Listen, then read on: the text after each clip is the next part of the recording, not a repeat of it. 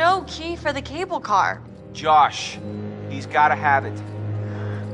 He's gone. We're too late. Shh! Quiet. It may have taken him down to the mine. Wait!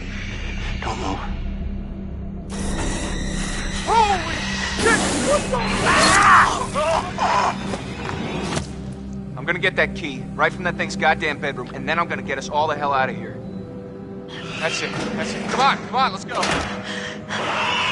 Run!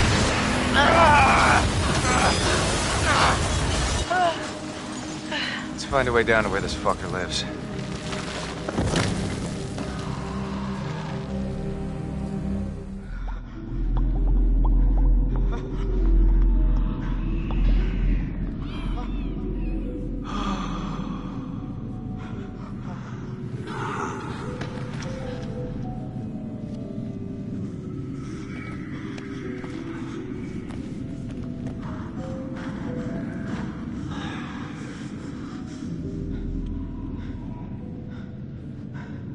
I wonder how much these sessions are of any help to you now.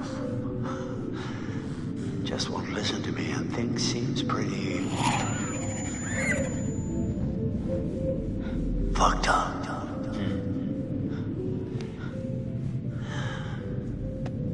So I'm gonna leave you now, Josh. It's time you learn. There's more to be afraid of that can be dreamt up by the unhinged imagination of a self-indulgent, spoiled little brat. You had so many people who cared about you, who were willing to help, but at every turn you choose to push them away, and now you're all alone. Though by the sounds of things, you won't be alone for long. No, you won't be alone for long. Deep breaths, Josh. Deep breath.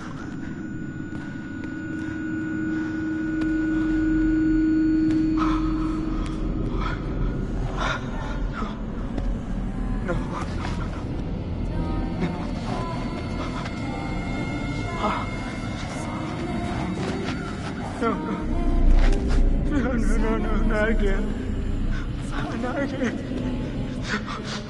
Get away! Get away! Get away from me!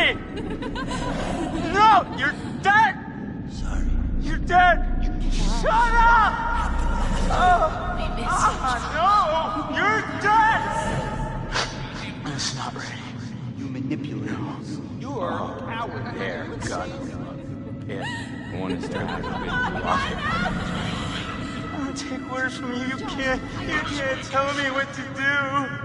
You can't tell me what to do anymore. Time has run out for Josh. Okay. I trust you. I trust you. I trust you.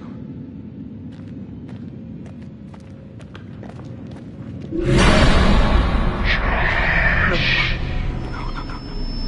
You're not real. You were all alone down there. No, not again.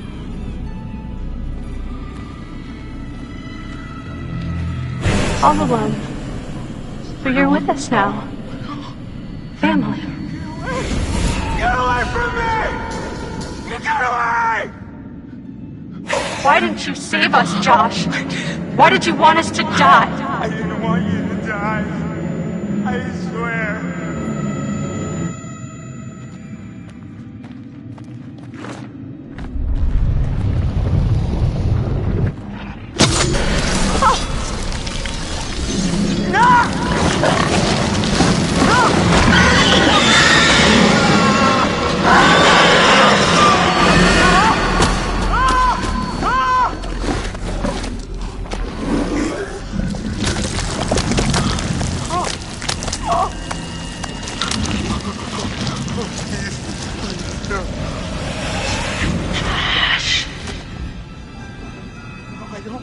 I don't take orders from you.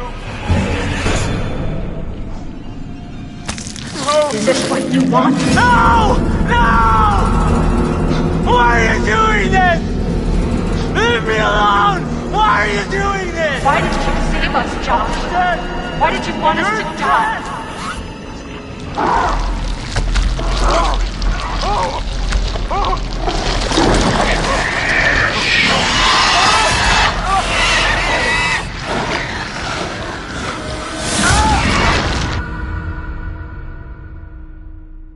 I was not prepared for how ugly that thing would be up close. Yeah. So, I noticed something kind of weird about it. What? The Wendigo. It had a scar. So? I've seen it before. What are you talking about? I saw these old pictures of some guys with that scar, and he was transforming into a Wendigo. You're kidding. He's one of the miners who'd been trapped back in the 50s in the cave-in, which means that thing is 80 years old. At least. Spunky for an old-timer. They cleaned the place out. Killed a lot of people. They? You mean there are more of them? Oh, yeah. How many? Too many. I think we're close. To the lair. How can you tell? I don't know, I just feel really terrible all of a sudden. Ditto. I really don't want to go in there. There's no other way through.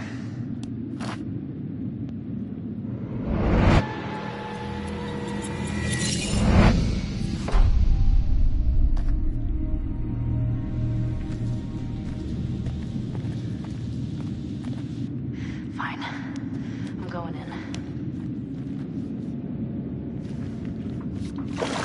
Oh. Come on, it's okay. You sure? Oh, I'm not dead yet. Famous last words. Oh, It's freezing. I can't feel my fingers.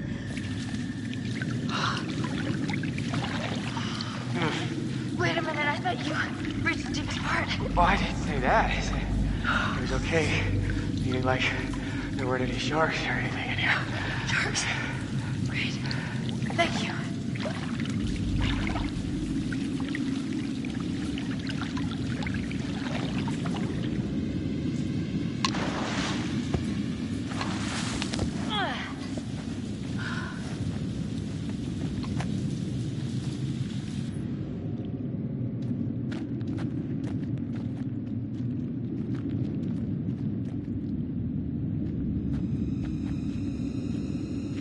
Shit.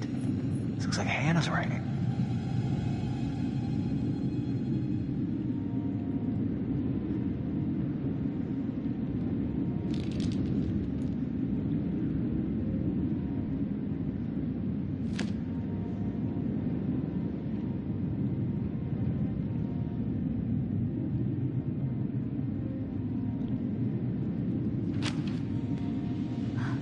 I'm sorry, Beth. I have no choice. It's the only way I can survive anymore. If someone finds this, I'm sorry. I had to. I had no choice. What does it mean? Jesus.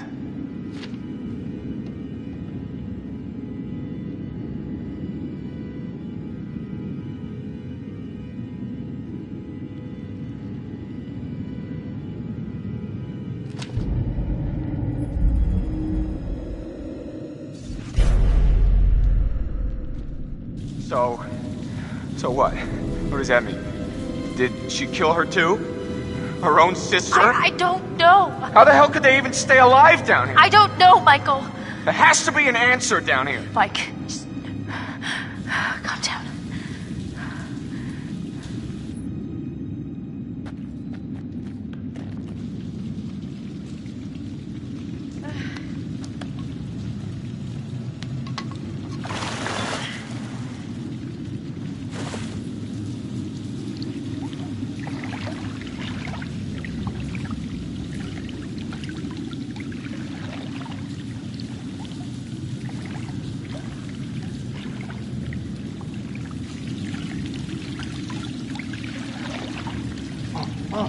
It's getting deeper.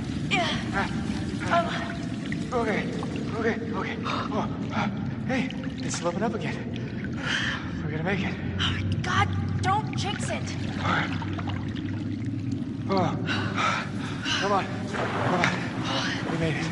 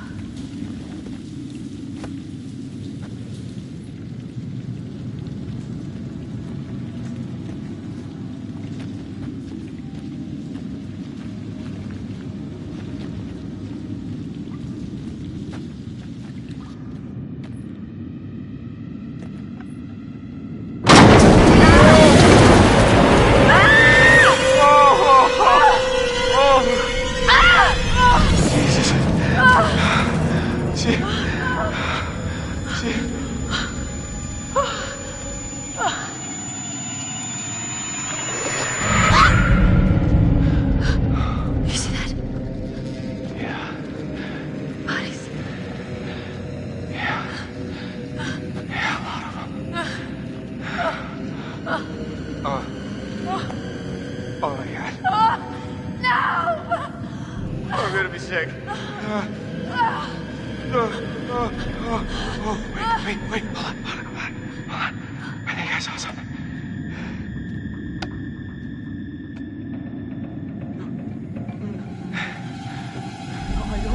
I don't take orders from you. I don't take orders from you. Hey, Josh? You can't tell me what to do. You can't Josh? tell me what to do Buddy? anymore. You can't tell me what to do. Oh, okay. Okay. I trust you. I trust you. I trust you.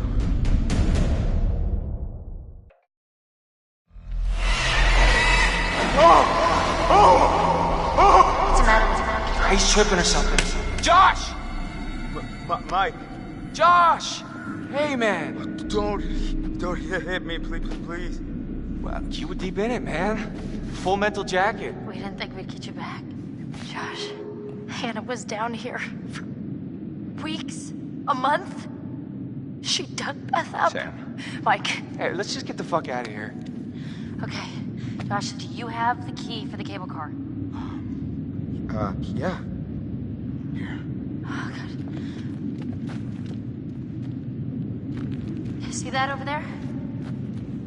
That means there's a direct way out. Come on. Yeah. There's no way Josh is gonna make it up there. Okay. If you help me up, I can go back to tell the others we're okay. Yeah, good. You bring Josh back the way we came, and we'll all meet at the lodge. Be careful. Yeah, you too.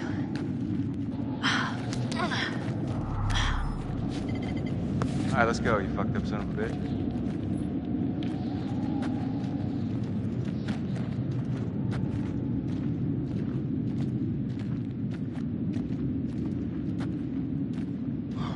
You didn't have to hit me so much, man. Yeah, I'm sorry about before, man. I thought you killed Jess.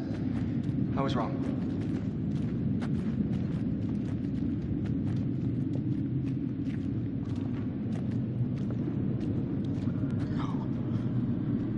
No.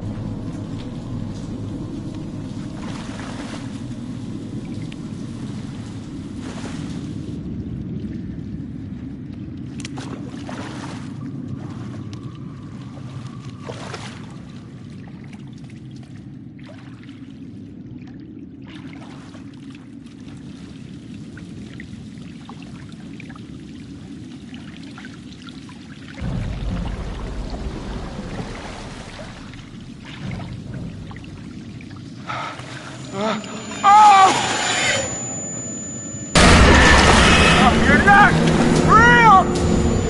No, you're not! Hannah!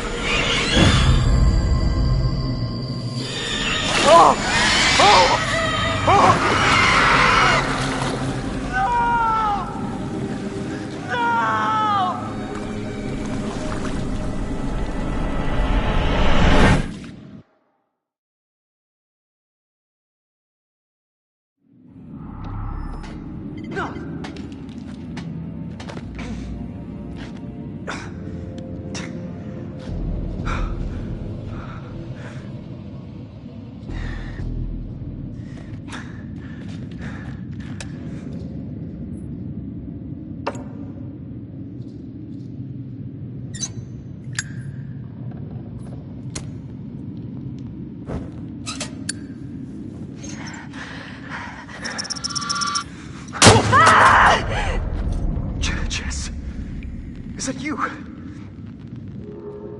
Jesus, Jess, what the hell happened to you? How the fuck are you still alive? Yeah.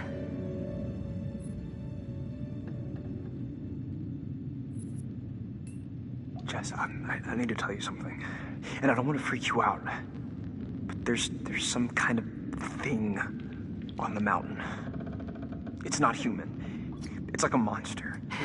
It came after me. Jess. It fucking pulled me down here into this fucking nightmare. Jesus Christ. I'm sorry. Don't freak out, please. Oh, God. Can you move? Yeah. Come on, Jess.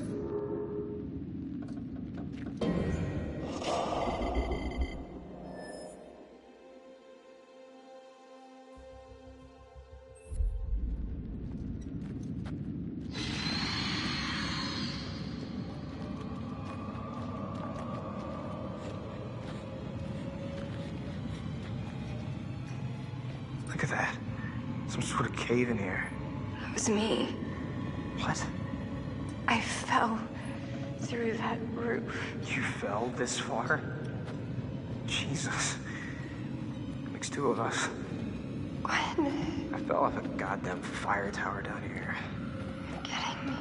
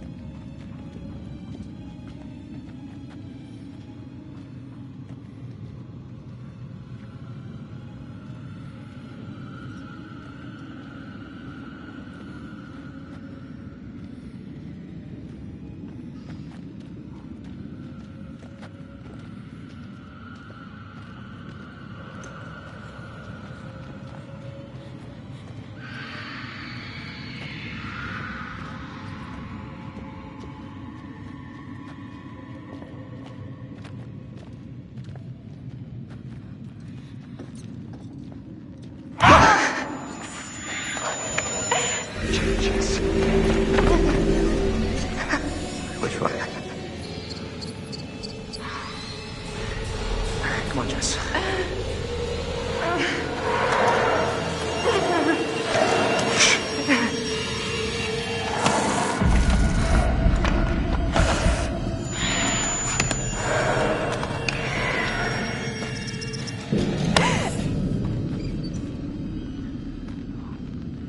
Jeez. Does this hurt?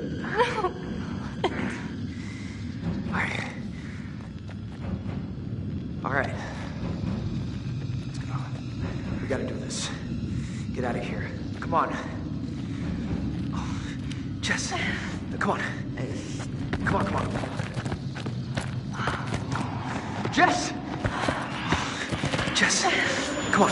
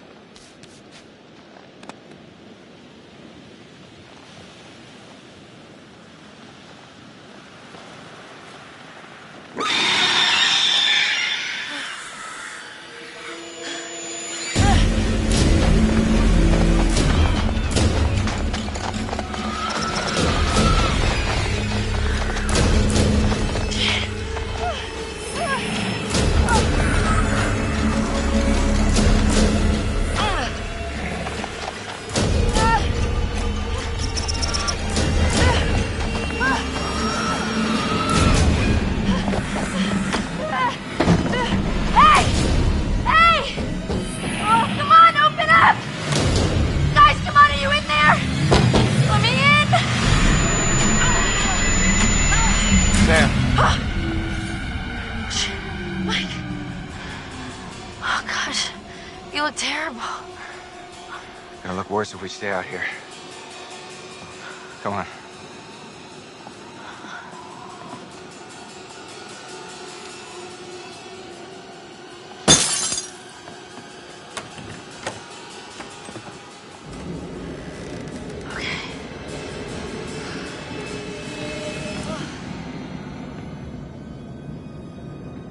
Mike, what happened to Josh? You got him. God, what an awful way to go. Not good. What do you think we should do? We should check the basement. Might be someone left down there.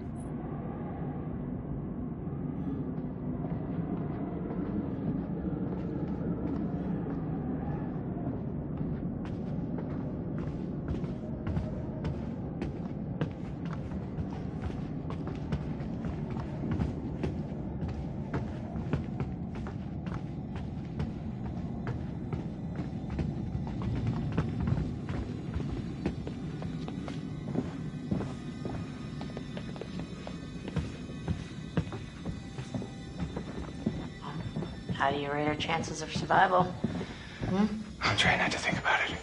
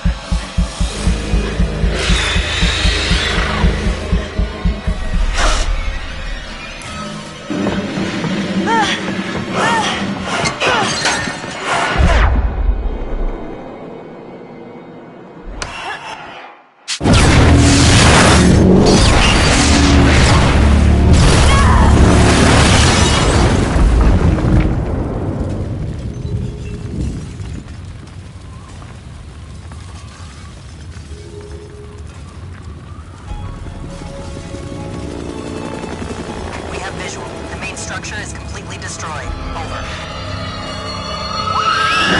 Hold on. I'm seeing something. It looks like there are survivors. Let's pick them up.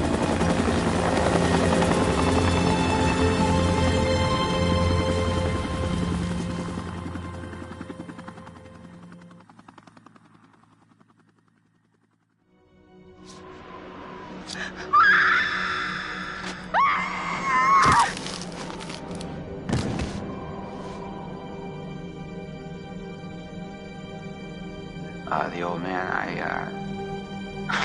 don't know how to describe him. I mean... You said you thought he was stalking you at first. Did anyone else in your group think that? Well, yeah. Is it possible they could have killed him? What? No. No, you don't understand. Don't you understand? If he attacked you. He saved my life. And I watched him die. I heard Jessica. I don't know how or why she was down there, but I know I heard her. He held it right up to my face. Right here, right in front of my nose, and he could have shot me. He almost shot me, the prick. I mean, you go out with a guy for however long and you think you know him, but man, this one really takes the cake. I was right there, and I could have done something. I tried to do something. It wasn't good enough. How did you end up in the mines? I was carried and taken and... What did you see? I don't know. I don't know. He's out of his fucking mind. He wanted to hurt us. Okay? And I thought he was the one who attacked Jess. I thought we were close. After his sisters disappeared, he'd come and talk to me. He said I was the only one who understood him. I thought we had a connection. If you need someone to talk to... I'm fine. Sometimes, after a traumatic experience... I said I'm fine. I stabbed him, and I tried to get away, but I didn't know. I swear I didn't know. Didn't know? Who did you stab? Oh, I stabbed the maniac. I didn't know it was Josh, but then he was the psycho, and how was I supposed to know Josh had all the saws and the gun, and oh my god. Where's Matt? Is he okay? Are they done looking at him? I'm just a little worried because, I'm his girlfriend. Did he tell you that? I mean, I probably wasn't his favorite person there for a couple minutes, but he knows how devoted I am to him. He knows. He said he knows, right? Your friend Ashley, she told her she tried to help you. She said she heard you calling out. Not me. Mike. What do you remember? He came for me. He did. Came for you? Where is he? Did he make it? You need to listen to me. I don't care if you believe me or not. It doesn't matter because you will. You need to go down to the mines. What's in the mines, Sam? I've seen what's down there, and I'd give anything to unsee it.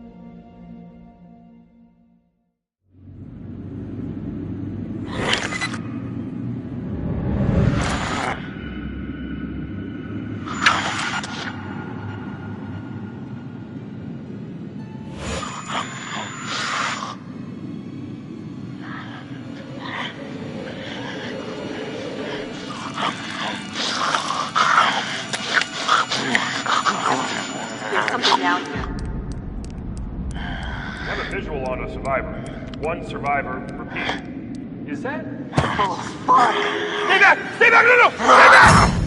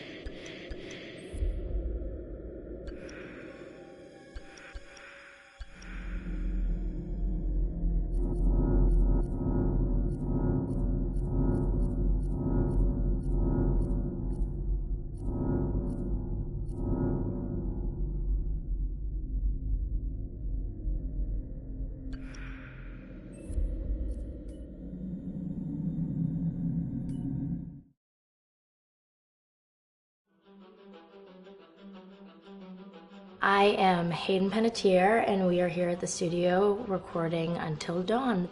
My name is Rami Malek, and I play Josh.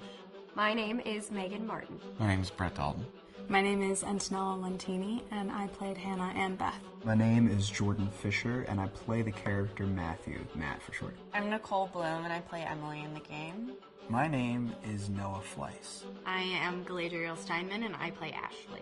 So Until Dawn is the story of 8 teenagers who revisit this cabin in the woods about a year later after a really traumatic experience where I've lost 2 of my sisters, so coming to kind of get some closure in that respect. One of the things that Larry does really well is make these multi-layered characters, and I think for just the story in general, it follows the quintessential horror film plot lines, but the characters are so unique in themselves, and I think that's very cool. Oh, yeah, this was the right thing to do. What? You know, getting everyone together on the anniversary. I mean, Josh seemed really pumped about us all doing something, didn't he? Yeah, no, he definitely did.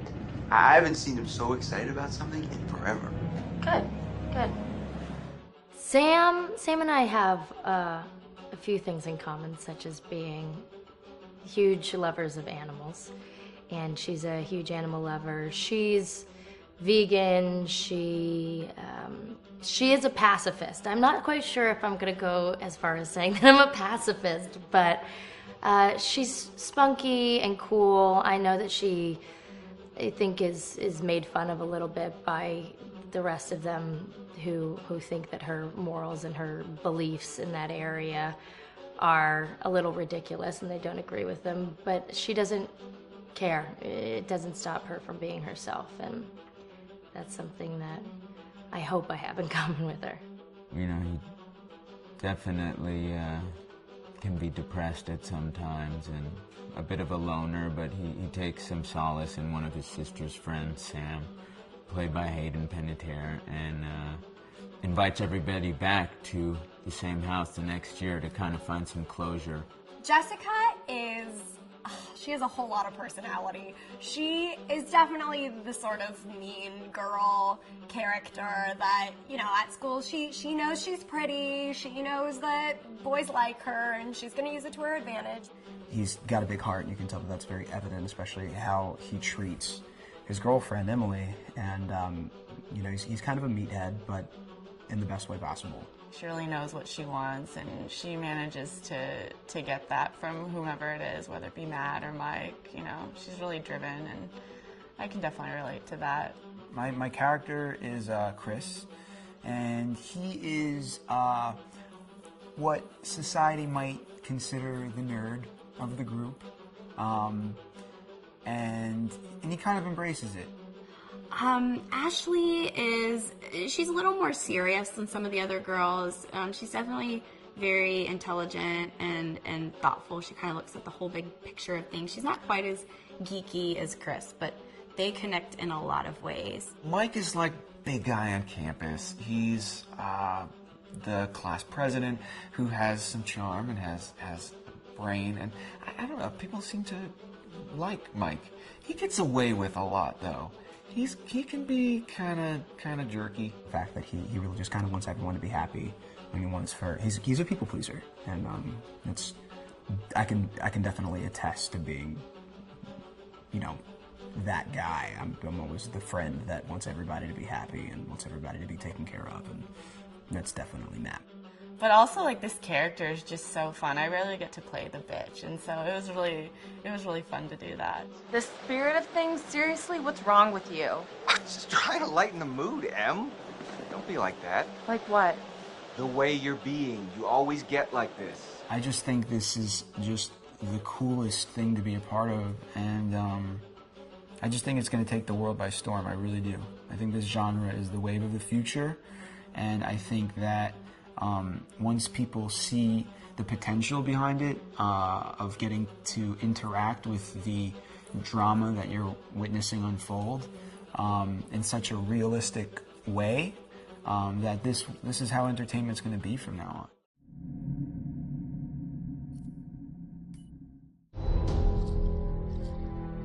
Hi, this is Lee Robinson, production designer on Until Dawn. The production design for Until Dawn started with the great teen horror script that sets the characters in a Canadian winter mountain lodge, being a contemporary setting with visual clues derived from classic films of that genre, such as Hitchcock's Psycho and Stanley Kubrick's Shining. The storyboards are vital to the production design, as it allows the designer to understand the scale of the environments to be made and the detail that would be seen to create the atmosphere of a horror. This took us into concepts that took these storyboards further, visualizing the world through the color palette, the lighting, tone, and the mood, and developing key locations such as the lodge, the cable car stations, the forests themselves, the wilderness. As you can see, the environments and atmospheres change quite a bit from warm and inviting to cold and threatening. The Millionaire's Mountain Lodge was a key example. It was designed to be made from nearby stone and timber, embedding it into the landscape, with a contrasting and contemporary interior needing to be opulent and extravagant. We created dark and claustrophobic corridors with ominous and large open spaces, almost cathedral-like in size, and with huge structures to silhouette and dwarf the characters within, providing a labyrinth to explore and wander. Each character was developed with a strong visual identity in mind, with contrasting colours, tones and silhouettes to identify them, each to have their own texture, pattern and shape, so that when they were lined up you could always identify them. The costume designs allowed a range of clothes that would suit them for the cold winter weather, but also have an element of style and individualism, so that the audience could look at them and relate, recognizing themselves within them. A lady would like to cuddle up with her man by a nice cozy fire bathed in atmospheric mood lighting. Right. It'll get plenty toasty once we're rubbing up against each other. Mike. Yeah. Fire. and mood lighting. Yes. Working with the lighting artists, we really brought the look and feel of the world together, and this required a thorough understanding of the visual language of teen horror. A key scene was where all the characters emerge out of the rear of the lodge chasing Hannah. A contrast is evident straight away from the exterior wilderness to the warmth of the lodge. The attention to character lighting here is through the bounce and rim lighting, accented colours and composition, creating characters that come from the dark into the light and back again with an emotional effect. Guys, there's someone outside. What the hell? Hannah! What's going on? Where's my sister going?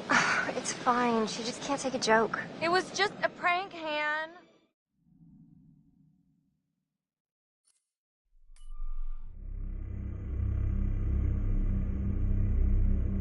Until Dawn is a game that's full of horror, and one of the things we decided to do early on was to take a scientific approach to how scary it was. So we did experiments on people and we measured their responses to the game. We've created a test area. It's as close to a home setup as we can get it. We've recruited ordinary people to play the game and we've left them to play it on their own. You're turning the light off.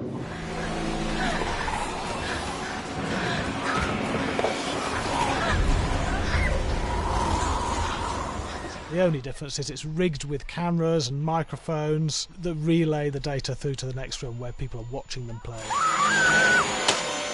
Bracelet here we use for biometric testing. It measures the player's emotional response. It's called a galvanic response sensor. It makes contact with the user's skin and it measures the electrical conductivity across their skin. It's the same principle as an old-fashioned lie detector. When you're stressed, you sweat a little, very sensitive, and picks up tiny changes if the player is feeling anxious or scared. That data's fed back to a testing team, it comes through as a graph. I'm so sorry.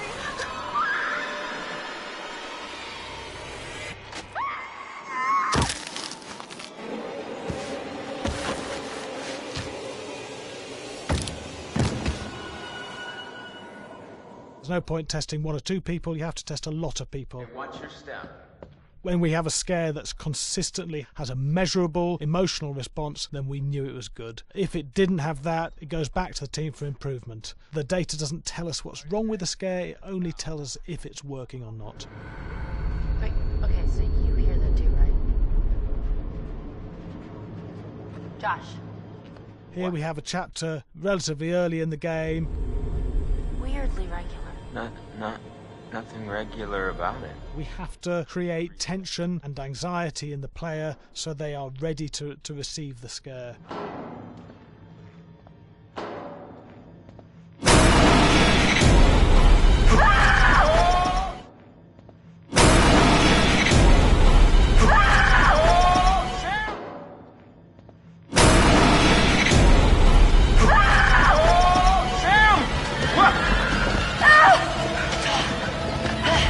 Give the player time to recover, to cool down, to calm down, and then start building the tension again before we do the next scare. Hey. What? Hey. What the hell? Ooh, you just got mugged.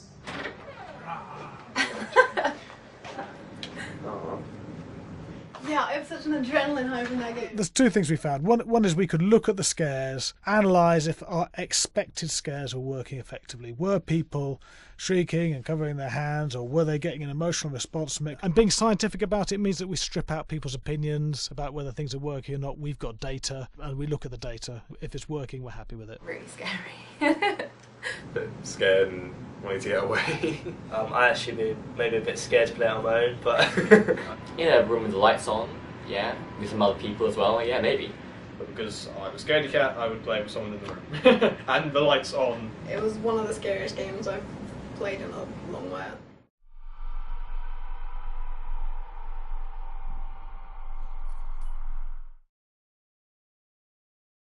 Hi, Larry. Hey, Graham. Hi, my name is Graham Resnick. I'm a filmmaker, writer, director, sound designer, and I started working with Larry Fessenden about 10, 15 years ago through my friend Ty West, who I grew up with, and have done a lot of sound design with on his films. And he was producing Ty's films at the time, and Ty introduced me to Larry. Larry produced my first feature, and we've written together on several projects. My name is Larry Fessenden. I'm a filmmaker. I run Glass Eye Pix, which is an independent production company out of New York. We make indie movies, a lot of scary movies as well. I got a call to audition to write this video game. And I called my pal Graham Resnick because Graham is a gamer. And while I thought I could offer something to the idea of writing this multi-branching story, I knew that I would want Graham's expertise as a lover of gameplay, since I guess games were started. So and just as a lover. And as a lover, yes. Just why there's so many sex jokes in the game. There was one Italian website that did say the Larry Fessenden right. and Graham Resnick, the two lovers behind Until Dawn. Come here. Maybe I know how to handle you too. I am definitely ready to be handled. So I wanted Graham by my side. Yeah, and we got the gig, and it's been an amazing ride. Oh, hell yeah. Oh my god. She's taking her shirt off. What? Oh my god. Matt, what are you doing here? Hannah. I'm sorry, Hannah. This all got out of hand, but... So in the game, the basic setup is that a year prior to the game's start, all these kids had gone up to a ski lodge that was owned by the parents of one of the kids, or a couple of the kids, and some of the teenagers played a prank on some of the other teenagers, and a terrible tragedy occurred when a few of them, two sisters, ran out into a blizzard, and were never seen from again.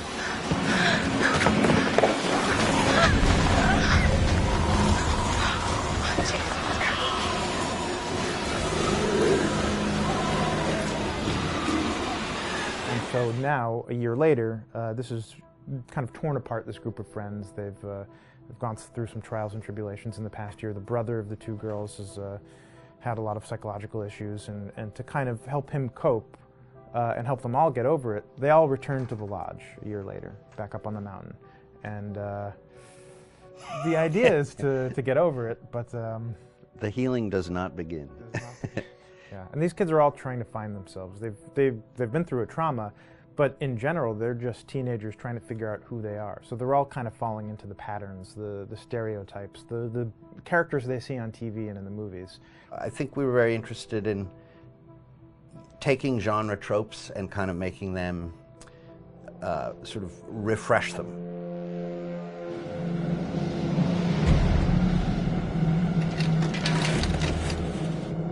Hey, did you see that? Dad said it'd just be us this weekend. We're familiar with how slasher movies work. Most people have seen some horror movies, and we have established notions and preconceptions about the roles of the players in horror movies and how they talk and how they get killed and how they have sex. And to bring you into the game that way and then subvert a lot of those expectations was kind of our goal. They're haunted by some incident that happened in their past, which I think you pretty much figure out that that's going to have a role in their interaction. Yeah, so I think what was fun was we take some sort of stock characters and we try to give them some shape, but at least at the beginning they're recognizable in the way of groups of friends. There's the jock and the bitchy girl and the rivalries between everyone. And oh my gosh, and really fun characters too. Like we just had so much fun living in the minds of these characters through writing the script. What do you think? Jesus! It was fun. I think we were looking to get that kind of banter that you see both in movies, but also that you absolutely have with friends, and sort of those inside jokes. And of course, as writers and as friends ourselves, we sort of developed little tracks, and we try to give the characters that kind of vibe.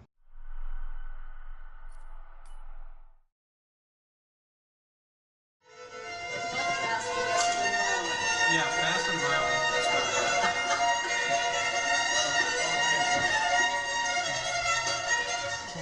All right, from the top.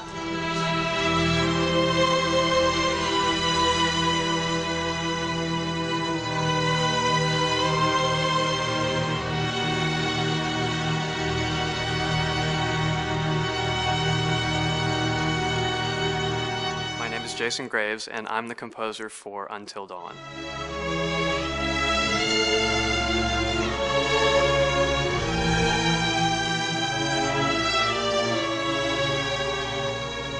I've been involved with Until Dawn for about a year now. Originally, I was contacted by Barney Pratt, the audio director. I think that had something to do with my lineage of horror games, and hopefully not the fact that my last name is Graves, although a lot of people seem to associate my name with scary music.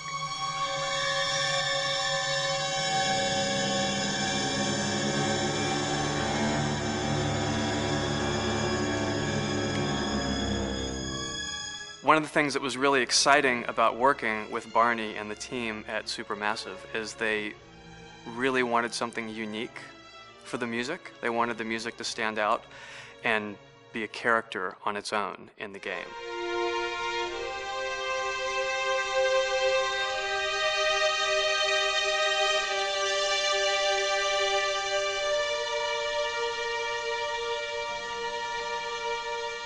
When I'm first starting on a new score, and it doesn't matter if it's film, television, or games, I always end up going to the main theme. Sometimes the developer or producer isn't even necessarily interested in the main theme at the beginning. I just want to do it for myself, because for me the main theme is the identity of the game. It establishes the mood, the atmosphere, and the character of the music and how it's going to be playing in the background. And that's what we did with Until Dawn.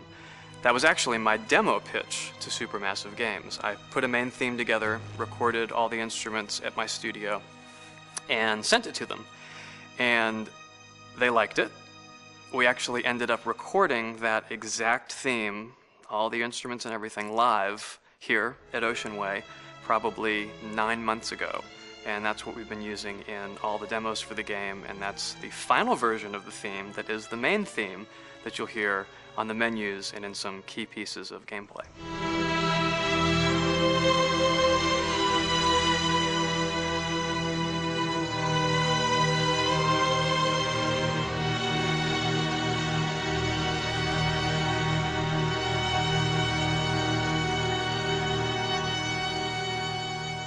I seem to have made a name for myself in horror.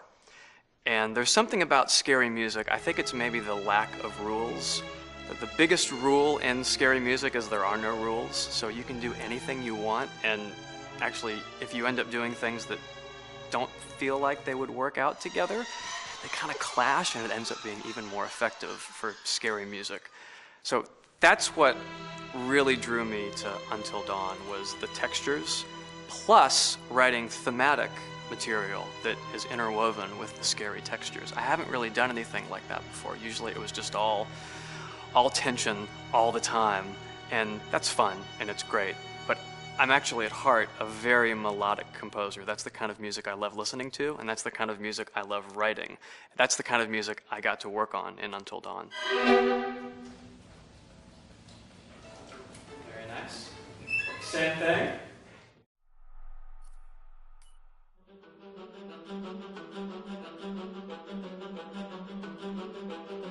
My name is Will Biles, Executive Creative Director of Until Dawn.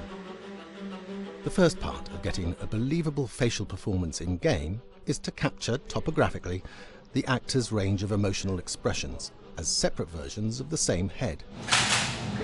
Every tiny nuance gets digitized and merged, effectively creating a model that can recreate every facial movement that the actor makes. Once the topography has been recorded, the actor's performance itself can be captured by using a predetermined set of marker points, drawn precisely on the face, and a high-def helmet cam, wirelessly linked to capture devices. The camera is the small box where it looks like the microphone should be. Outro Sam. Mark. It records in high def the movement of the dots throughout the performance that will drive the expressions captured earlier. Unlike other systems, this form of capture is far less lossy because there are fewer interpretations between performance captured and performance rendered finally in-game. The audio is also recorded via two separate lavalier mics attached to the helmet. It takes a while for the actors to acclimatise to carrying around the recording devices and the helmet cams, but very soon the shoot becomes similar to any other effects shoot or a green screen shoot. The actors in these scenes are only recording facial animation, but use cursory body movements for pacing. Wait, and maybe we should all stick together and find everybody and make sure they're all okay, so... 1-1, the year before the prank. Take 2, Mark. Other than the other actors, they have to use their imagination for everything and everywhere that they are supposed to be seeing and feeling. Idiot! So dumb. From a hot midday studio in Los Angeles to a freezing midnight mountain in British Columbia.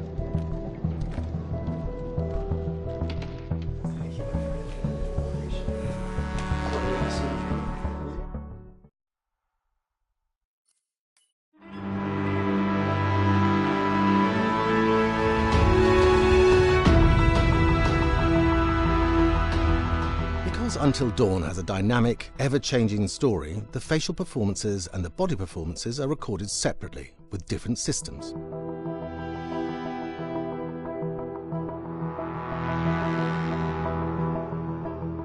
With the body capture, we use reflective bead suits and an infrared camera matrix system that drives the CG bone hierarchies in our character models.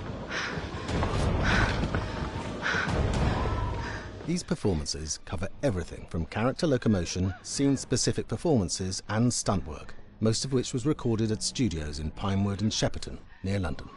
Hannah! Hello? Combining all the elements seamlessly in the final game becomes a formidable editing and logistical task. Every variation, both physical and emotional, must be combined in these multi-edits. Scaffolding props have to stand in for the sets, because the hundreds of infrared cameras have to be able to see all of the reflective beads on the actor.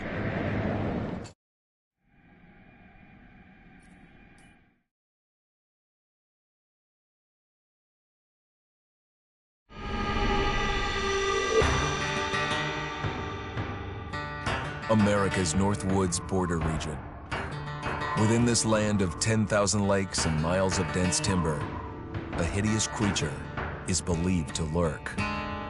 The North Woods is probably one of the last frontiers in America. There's still a lot of places in this area that hasn't been set foot by man.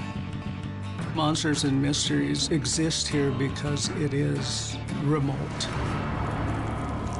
Up in the North Woods, winters are long. In times of biting cold and isolation, a devouring monster is believed to come forth. It's terrorized native people for generations. Growing up, I was told, like, don't go outside, the Wendigo will get you.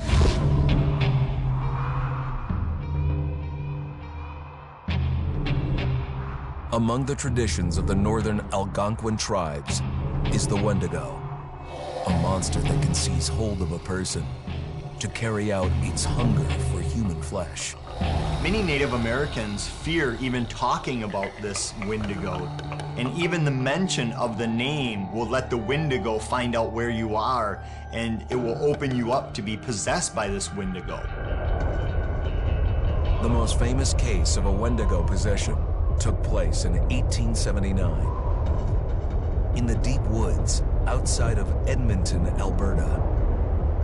Swift Runner, a Cree Indian, was a trapper and a guide. He had left town the previous autumn with his wife, 6 children, and his mother. But when Swift Runner returned in spring, he was alone. Swift Runner came into a nearby village telling this heartbreaking tale. I had to watch them starve to death. Of his family being killed by starvation, and that he was the only survivor. My whole family gone. It wasn't hard to understand a family falling victim to a brutal winter. To even not. Yet something was suspicious about Swift Runner. He was a strapping man, and he came into town weighing over 200 pounds. It didn't look like somebody who had just weathered a terrible winter. He wasn't malnourished, didn't look like he was starving. He looked healthier than ever. After a few nights, it became clear that something was wrong. He started having night terrors, screaming in his sleep. I am the Wendigo! Villagers alerted the police. Swift Runner actually guided them back to his winter cabin. When they got there, that's when they saw the true horror.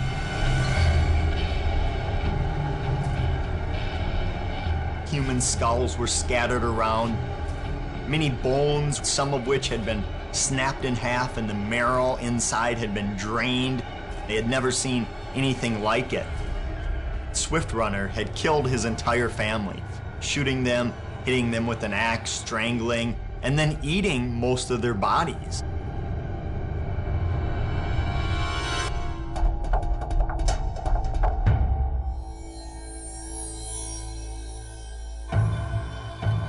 Right up until the moment the noose was on his neck, Swift Runner swore the evil spirit of the Wendigo had possessed him and twisted him into a cannibal killer. When he was on the gallows, Swift Runner himself said, "I am no longer a man."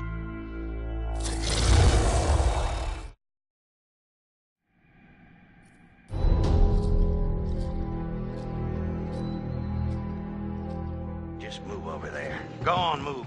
Let me say what I came to say. I'm here to tell you what you're up against being back on this mountain. You should never have returned. I don't know why you did after what happened last year. You mean with Hannah and Beth? Yeah, how could you know without being involved? I don't take kindly to you kids coming up here to my mountain. Your mountain. The mountain don't belong to me, it's true. But it don't belong to the Washingtons.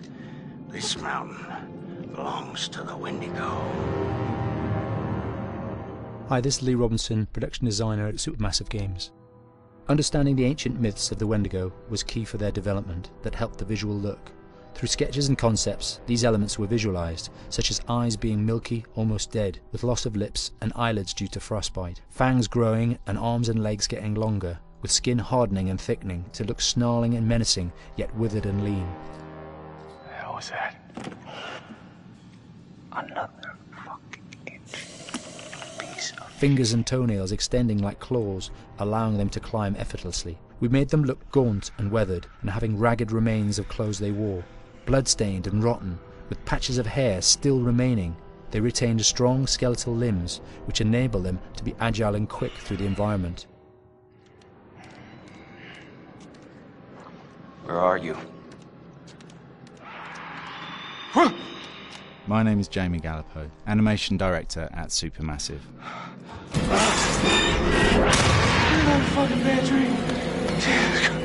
The overall direction on the creature was to be very strong, to be extremely fast. We wanted a spider-like movement to the creature. 1 minute scampering to leaping and then crawling, almost instantaneous. And finally, we wanted the creature to have this real, uncontrollable thirst for flesh.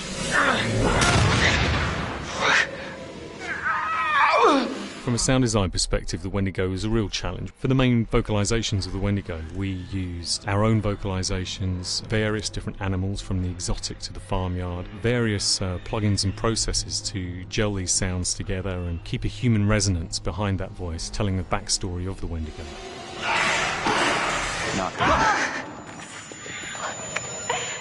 During the chase sequences, the anger of the Wendigo is felt by encircling breaths, screams and screeches that essentially chase you as you're being chased by the Wendigo.